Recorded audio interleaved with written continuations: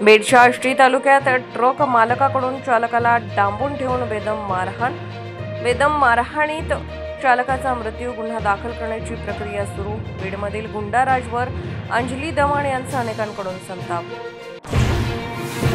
18 वर्ष नोकरी करूनही पगार न मिळाल्यानं बीडमधील शिक्षकाची आत्महत्या. 3 वर्षाच्या चिमुकलेला भाऊक पत्र संस्थाचालक मृत्यूसाठी जबाबदार असल्याचा सुसाईड नोटमध्ये नमूद.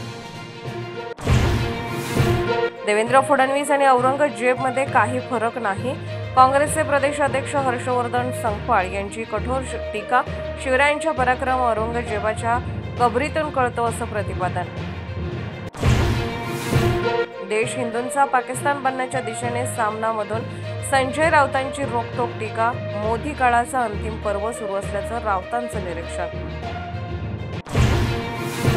सांगलीचे खासदार विशाल पाटील यांनी चंद्रकांत पाटलांकडून भाजपमध्ये येण्याची ऑफर.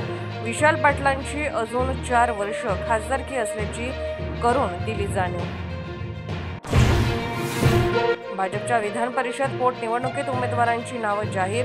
संदीप जोशी, संजय केनेकर आणि दादाराव केचे यांना उमेदवारी दाखल करण्याच्या सूचना. विधान परिषद पोटनिवडणुकीसाठी राष्ट्रवादी उमेदवाराचे नाव आज जाहीर होण्याची शक्यता.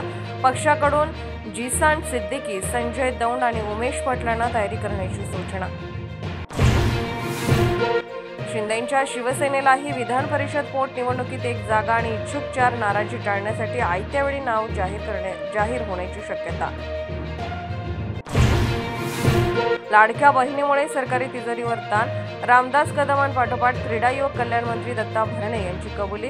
मुस्लिमांबाबत अनेकदा चुकीचा प्रचार केला जातो म्हणत नितेश राणे यांनाही भरण्याचा टोला. मत्स्य विकास मंत्री नितेश राणेंच्या मुस्लिम विरोधाला क्रीडा दत्तात्रय भरणे यांचे प्रत्युत्तर. मुस्लिम समाजाबद्दल चुकीचा प्रचार केला जात असल्याची टीका. गडकरीही म्हणाले, मुस्लिमांना शिक्षणाची अधिक गरज.